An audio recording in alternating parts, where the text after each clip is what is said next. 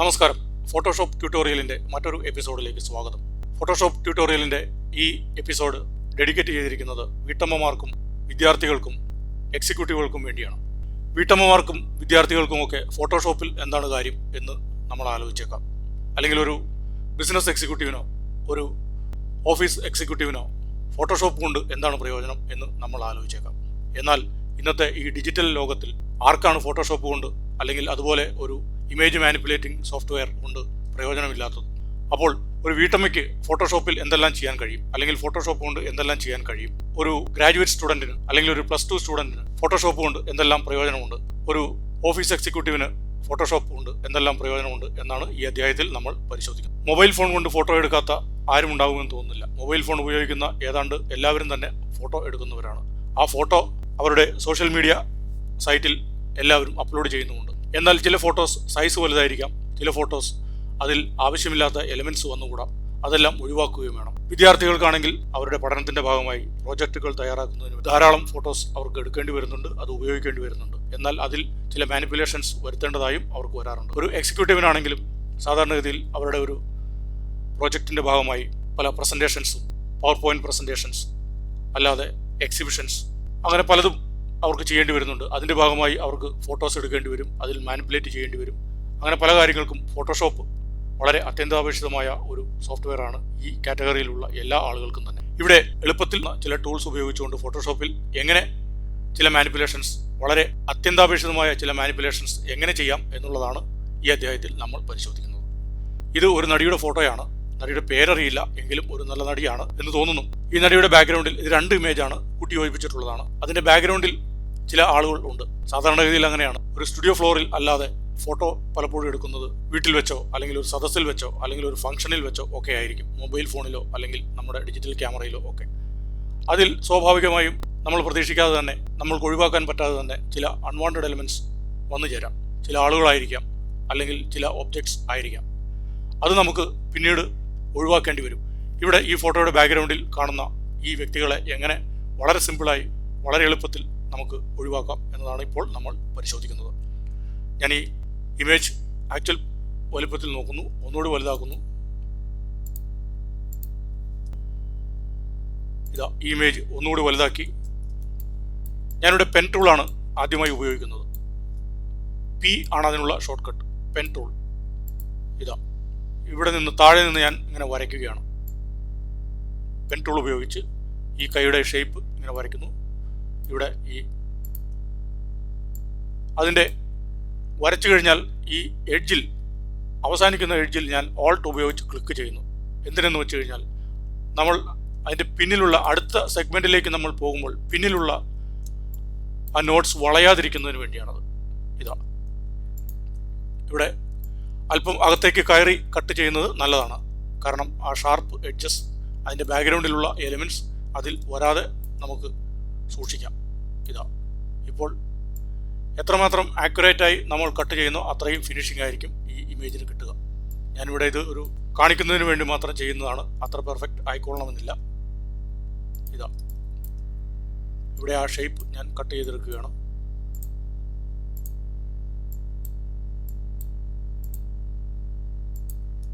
കമ്മലിൻ്റെ അവിടെ നിന്ന് ഈ കവിളിൻ്റെ അവിടേക്ക് ഷേപ്പ് മാറി. ഇതാ ഞാൻ അവിടെ കട്ട് ചെയ്തു.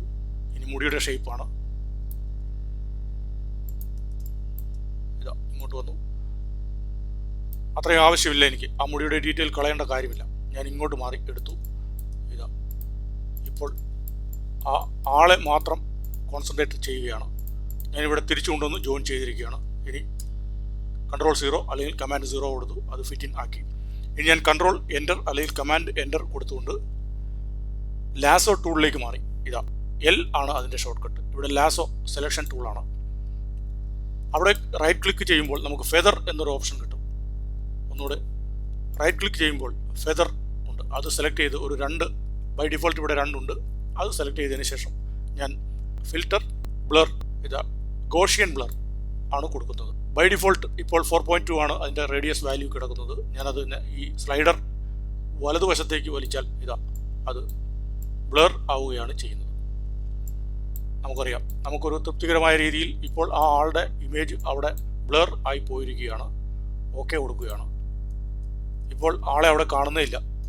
ഇതാ ഇപ്പോൾ ഇവിടെ ഒരു മുകളിൽ ഒരു ലൈൻ കാണുന്നുണ്ട്. അത് നമുക്ക് വീണ്ടും ഞാൻ ഈ ലാസോ സെലക്ഷൻ ടൂൾ വെച്ചുകൊണ്ട് സെയിം ഫെദർ കൊടുത്തതിന് ശേഷം, അല്ലെങ്കിൽ കുറച്ച് കൂടുതൽ ഫെദർ വേണമെങ്കിൽ കൊടുക്കാം, ഒരു 5 ആക്കുന്നു.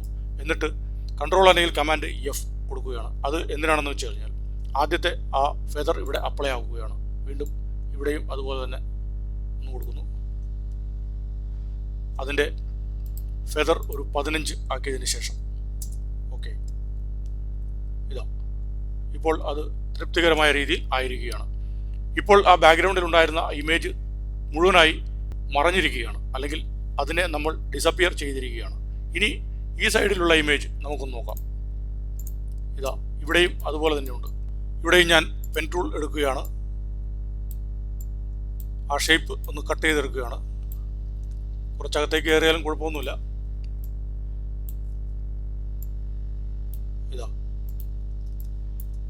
കൈയുടെ ഷേപ്പ് അനുസരിച്ച് ഞാൻ കട്ട് ചെയ്തെടുക്കുകയാണ്. ഓക്കെ, ഇത്രയും മതിയാവും. ഇവിടെ ഒരു പാർട്ടീഷനുണ്ട്. അത് കറക്റ്റായി എടുക്കുന്നു. താഴെ കൊണ്ടുവരുന്നു.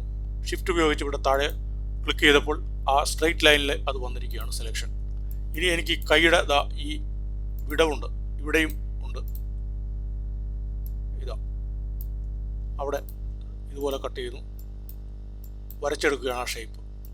ഇനി ഇപ്പുറത്തെ സൈഡിലുണ്ട്.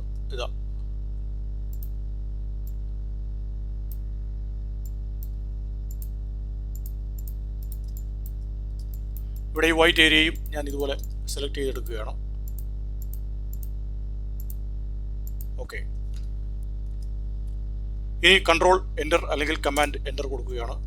ലാസോ ടൂളിലേക്ക് മാറി അവിടെ ഫെദർ കൊടുക്കുകയാണ്. ഒരു 2 മതി എനിക്ക് അവിടെ. ഓക്കെ, ഇവിടെ ഞാനൊരു ഡിഫറെൻറ്റ് ടൂളാണ് എടുക്കുന്നത്. വ്യത്യസ്തമായ മറ്റൊരു ടൂളിലേക്ക് മാറുകയാണ്. B ആണ് അതിൻ്റെ ഷോർട്ട് കട്ട്. ബ്രഷ് ആണ്. ഞാൻ പെയിൻറ്റ് ചെയ്യുകയാണ് ബ്രഷ് ഉപയോഗിച്ചിട്ട്. ഓൾട്ട് ഉപയോഗിച്ച് ഈ യെല്ലോ കളർ സെലക്ട് ചെയ്യുക. ഓൾട്ട് ഇവിടെ നമ്മൾ ബ്രഷ് ടൂളിൽ നിന്നുകൊണ്ട് തന്നെ ഓൾട്ട് പ്രസ് ചെയ്യുമ്പോൾ ഇവിടെ ഐ ഡ്രോപ്പർ ടൂളായി മാറുകയാണ്. ഞാൻ ഈ യെല്ലോ കളറിൽ പ്രസ് ചെയ്യുന്നു. അവിടെ ബാക്ക്ഗ്രൗണ്ട് യെല്ലോ കളറായി മാറിയിരിക്കുകയാണ്. ഇപ്പോൾ ഞാൻ ബ്രഷ് ഉപയോഗിച്ച് ഇങ്ങനെ പെയിൻറ്റ് ചെയ്യുകയാണ് ചെയ്യുന്നത്. ഈ സൈഡിലും പെയിൻറ്റ് ചെയ്തിരിക്കുന്നു. ആ ഇമേജ് ഇപ്പോൾ മാറിയിരിക്കുകയാണ്. ഇപ്പോൾ ഇവിടെ ചെറിയ വരകളൊക്കെ കാണാം. അത് എനിക്ക് ബ്രഷിൻ്റെ സൈസ് കുറച്ച് ചെറുതാക്കിക്കൊണ്ട് ലെഫ്റ്റ് ബ്രാക്കറ്റ് അല്ലെങ്കിൽ റൈറ്റ് ബ്രാക്കറ്റ് ആണ് അതിന് ഉപയോഗിക്കുന്നത്, ചെറുതാക്കുന്നതിനും വലുതാക്കുന്നതിനും ഒക്കെ വേണ്ടിയിട്ട്. ഇവിടെയും അതുപോലെ ഉണ്ട്. ഇവിടെ മറ്റ് ഇമേജിലേക്ക് കയറാതിരിക്കണം എനിക്ക്. അതിനുവേണ്ടി ഞാൻ സെലക്ഷൻ ടൂൾ ഉപയോഗിച്ച് ഒരു മാർക്ക് ഇവിടെ വരച്ചതിന് ശേഷം വീണ്ടും B ടൂളിലേക്ക് മാറി, ബ്രഷ് ടൂളിലേക്ക് മാറി ഇവിടെ ബ്രഷ് ചെയ്തിരിക്കുകയാണ്. ഇപ്പോൾ വളരെ ഈസിയായി, വളരെ എളുപ്പത്തിൽ ആ 2 ഇമേജിനെയും ഞാൻ ഇൻഡിവിജ്വൽ ഇമേജസ് ആക്കി എടുത്തിരിക്കുകയാണ്. ഇവിടെ ഈ ഇമേജസിൽ നമുക്കൊരു ചെറിയൊരു മാർക്ക് ഇവിടെ കാണുന്നുണ്ട്. അത് ഞാനൊന്ന് തീർക്കുകയാണ്. ഒരു 20 അല്ലെങ്കിൽ ഒരു 30 ഫെദർ കൊടുത്തതിന് ശേഷം വീണ്ടും ഞാനൊരു കൺട്രോൾ അല്ലെങ്കിൽ കമാൻഡ് F കൊടുത്തു. അത് വീണ്ടും മാറിയിരിക്കുകയാണ്. ഇനി എനിക്ക് വേണ്ടത് ഇതിൽ 2 ഇമേജ് ആവശ്യമില്ല, ഒരു ഇമേജ് മാത്രം മതി. ചിലപ്പോൾ നമുക്ക് അങ്ങനെയാണ്, നമ്മൾ എടുക്കുമ്പോൾ ധാരാളം വലിയ ഇമേജസ് ആയിരിക്കും, അല്ലെങ്കിൽ ആവശ്യമില്ലാത്ത ഒരുപാട് എലിമെൻറ്റ്സ്, ഒരുപാട് ആളുകൾ ആ ഫോട്ടോയിൽ വന്നുകൂടാം. അപ്പോൾ നമുക്ക് മറ്റൊരു മാർഗ്ഗമാണ് അതിനെ ക്രോപ്പ് ചെയ്യാം. ഞാൻ C പ്രസ് ചെയ്യും. C ഫോർ ക്യാറ്റ്, അതാണ് ക്രോപ്പ് ടൂൾ. ഇവിടെ നമുക്ക് കാണാം ക്രോപ്പ് ടൂൾ. ഞാൻ ആ ക്രോപ്പ് ടൂളിലേക്ക് മാറിയതിന് ശേഷം ഇവിടെ ഇങ്ങനെ ഡ്രാഗ് ചെയ്തപ്പോൾ ഈ ഇമേജ് മാത്രം മതി എനിക്ക്. ഓക്കെ, അതല്ലെങ്കിൽ ഞാൻ അൺഡു ചെയ്യുന്നു. എനിക്ക് മറ്റ് ഇമേജിനെ എടുക്കാം. ഇങ്ങനെ ക്രോപ്പ് ടൂൾ എടുത്തതിന് ശേഷം ഇങ്ങനെ ഡ്രാഗ് ചെയ്യാം. ഡ്രാഗ് ചെയ്ത് ആവശ്യമുള്ള ഏരിയ മാത്രം എടുക്കാം. ഇപ്പോൾ എൻ്റർ കൊടുക്കുന്നു. ഇപ്പോൾ ഈ ഇമേജ് മാത്രം മതി എനിക്ക്. അങ്ങനെയും ചെയ്യാവുന്നതാണ്. എന്നിട്ട് നമുക്കിതിനെ സേവ് ആസ് കൊടുക്കാം, സേവ് ചെയ്യാം, എന്തും ചെയ്യാം. ഇനി മറ്റൊരു ഇമേജ് ഞാൻ എടുക്കുകയാണ്. ഇത് ഒരു നടിയുടെ ഇമേജാണ്. ഭാവന എന്ന നടിയുടെ ഇമേജ്. നല്ലൊരു നടിയാണ്. നമുക്ക് ആ നടിയുടെ നെറ്റിയിലുള്ള ഈ ആഭരണങ്ങൾ ഒന്ന് റിമൂവ് ചെയ്യാം. ഈ പടത്തിൻ്റെ ആക്ച്വൽ സൈസിലേക്ക് പോവുകയാണ്. Control Alt 0. ഇപ്പോൾ ഈ നെറ്റിയിൽ കാണുന്ന ഈ ആഭരണങ്ങൾ ഞാനൊന്ന് റിമൂവ് ചെയ്യുകയാണ്. അതിന് ഞാൻ ഉപയോഗിക്കുന്ന ടൂൾ സ്പോട്ട് ഹീലിംഗ് ബ്രഷ് ടൂളാണ്. സ്പോട്ട് ഹീലിംഗ് ബ്രഷ് ടൂൾ ഇവിടെ കാണാം നമുക്കത്. അതിന് വലിയ ഒരു ബ്രഷ് സൈസാണ് ഉള്ളത്. അത് ചെറുതാക്കാം. ലെഫ്റ്റ് ബ്രാക്കറ്റ് ഉപയോഗിച്ചുകൊണ്ട് ചെറുതാക്കുന്നു. ആദ്യം ഞാൻ ഈ പൊട്ട് ആണ് റിമൂവ് ചെയ്യുന്നത്. ഇതാ ഓക്കെ, കുറച്ച് വലുതാക്കി ആ ബ്രഷ് ആ പൊട്ട് കവർ ചെയ്യുന്ന രീതിയിൽ വലുതാക്കി ഇതാ ഒരു ക്ലിക്ക് ചെയ്തു. മാജിക്കാണ്, അത് അപ്രത്യക്ഷമായി കഴിഞ്ഞു. ഇനി ഞാൻ കുറച്ചുകൂടി ബ്രഷ് സൈസ് വലുതാക്കുകയാണ്. ഇതാ അതിനുശേഷം ഈ ഏരിയ കുറേശ്ശെയായി ഇതാ വെറുതെ ക്ലിക്ക് ചെയ്താൽ മതി. ഇവിടെ സംഭവിക്കുന്നത് തൊട്ടടുത്തുള്ള സ്കിൻ ടോൺ എടുത്തിട്ട് ഫോട്ടോഷോപ്പ് ഓട്ടോമാറ്റിക്കായി അതിനെ ക്ലിയർ ചെയ്യുകയാണ് ചെയ്യുന്നത്. ഇതാ എത്ര എളുപ്പത്തിലാണ് നമ്മളത് ക്ലിയർ ചെയ്യുന്നതെന്ന് നോക്കുക. പോയി കഴിഞ്ഞു. നോക്കാം, നമുക്കൊന്ന് റെഡ്യൂസ് ചെയ്ത്. ഇതാ ആഭരണവും ആ പൊട്ടും ആ ഭാവനയുടെ നെറ്റിയിൽ നിന്നും അപ്രത്യക്ഷമായി കഴിഞ്ഞു വളരെ എളുപ്പത്തിൽ. ഇനി അടുത്ത ഒരു ഇമേജ് നമ്മൾ നോക്കുന്നത്, ഇവിടെ മമ്മൂട്ടിയുടെ ഒരു ഇമേജ് ഉണ്ട്. നമ്മളുടെ എല്ലാം പ്രിയപ്പെട്ട നടൻ മമ്മൂട്ടി. ഇദ്ദേഹത്തിൻ്റെ ഈ ബാക്ക്ഗ്രൗണ്ടിലുള്ള ഈ ഇമേജ് നമുക്കൊന്ന് മാറ്റിയെടുക്കണം. മറ്റൊരു ബാക്ക്ഗ്രൗണ്ടിൽ ഇദ്ദേഹത്തെ നമുക്ക് പ്രതിഷ്ഠിക്കണം. അതിനുവേണ്ടി ഞാനിവിടെ ചെയ്യുന്നത്, ഇവിടെ ലെയർ എടുക്കാം. F7 ആണ് അതിൻ്റെ ഷോർട്ട് കട്ട്. മറ്റൊരു ഇമേജ് ഞാൻ കൊണ്ടുവന്ന് പ്ലേസ് ചെയ്തിട്ടുണ്ട്. അത് ഗൂഗിളിൽ നിന്ന് എടുത്തിട്ടുള്ള ഒരു ഓഫീസ് ആംബിയൻസ് ആണ്. ഒരു ഓഫീസ് ആംബിയൻസിൽ ഇദ്ദേഹത്തെ നമുക്ക് ഇരുത്താം. അതിനു വേണ്ടിയിട്ട് ഇതാ ഞാൻ അദ്ദേഹത്തിൻ്റെ ഇമേജ് സെലക്ട് ചെയ്തു. ഇവിടെ ഞാൻ ഉപയോഗിക്കുന്നത് സെലക്ഷൻ ടൂളിൻ്റെ ഒരു ഓപ്ഷൻ ഉണ്ട്, ക്വിക്ക് സെലക്ഷൻ ടൂൾ. ഇതാ W ആണ് അതിൻ്റെ short cut. Quick selection tool ഉപയോഗിച്ചുകൊണ്ട് ഇവിടെ വെറുതെ ഡ്രാഗ് ചെയ്തു. അപ്പോൾ ഈ വശം ഇതാ സെലക്ട് ആയി കഴിഞ്ഞു. ഇവിടെ ഇങ്ങനെ ഡ്രാഗ് ചെയ്ത് പോവുകയാണ്. ഇപ്പോൾ നമുക്ക് കാണാം ഈ ചെവിയുടെ ഭാഗത്ത് സെലക്ഷൻ കുറച്ചകത്തേക്ക് കയറിപ്പോയി. അതിന് ഓൾട്ട് ഉപയോഗിച്ചുകൊണ്ട് നമ്മളിങ്ങനെ ക്ലിക്ക് ചെയ്ത് ഡ്രാഗ് ചെയ്ത് കഴിഞ്ഞാൽ അത് പുറത്തേക്ക് നമുക്ക് ആവശ്യമുള്ള ഏരിയയിലേക്ക് സെലക്ഷൻ പോകുന്നതാണ്. ഇതാ ഓക്കെ, ഓൾമോസ്റ്റ് ഇത് മതി എനിക്ക്. ഇത് അത്ര പെർഫെക്റ്റ് ഒന്നുമല്ല, കാണിക്കുന്നതിന് വേണ്ടി മാത്രമാണ്. ഞാൻ റെഡ്യൂസ് ചെയ്യുന്നു. ഇനി ഞാൻ ഇതിനെ ഇൻവേർട്ട് ചെയ്യുകയാണ്. Shift+Ctrl+I ഉപയോഗിച്ച് ഇൻവേർട്ട് ചെയ്യുന്നു. എന്നിട്ട് ആ ഇമേജ് മാത്രം കോപ്പി ചെയ്തെടുക്കുകയാണ്. അപ്പോൾ ഒരു ചെറിയ ഫെദർ കൊടുക്കേണ്ടി വരും. L ടൂളിലേക്ക് മാറിയതിന് ശേഷം, അതായത് ലാസോ ടൂളിലേക്ക് മാറിയതിന് ശേഷം ഞാൻ റൈറ്റ് ക്ലിക്ക് ചെയ്യുന്നു. ഫെദർ ഇതാ ഒരു 3 കൊടുക്കുന്നു. അതല്ലെങ്കിൽ ഇവിടെ നമ്മുടെ കൺട്രോൾ പാനലിൽ ഒരു 3 കൊടുക്കാം. ഇപ്പോൾ ഞാൻ ഓൾറെഡി അത് കൊടുത്തിട്ടുള്ളതുകൊണ്ട് ഇനി കൊടുക്കേണ്ട ആവശ്യമില്ല. എന്നിട്ട് ഞാനതിനെ Ctrl+X അല്ലെങ്കിൽ Command+X ഉപയോഗിച്ച് ഇതാ കട്ട് ചെയ്തെടുത്തു. വീണ്ടും അല്ലെങ്കിൽ മറ്റൊരു ഷോർട്ട് കട്ട് ഉണ്ട്, ഞാനിവിടെ അൺഡു ചെയ്യുന്നു. ഇവിടെ റൈറ്റ് ക്ലിക്ക് ചെയ്ത് കഴിഞ്ഞാൽ ലെയർ വയ കോപ്പി എന്നൊരു ഓപ്ഷൻ ഉണ്ട്, അത് കൊടുക്കുന്നു. അപ്പോൾ ആ പിക്ചർ ഉണ്ടായിരുന്ന അതേ സ്ഥാനത്ത് തന്നെ അതിൻ്റെ ഒരു കോപ്പി പേസ്റ്റ് ആയിരിക്കുകയാണ്. ഞാൻ ആ ഒറിജിനൽ ലെയർ അടച്ചു വെച്ചു.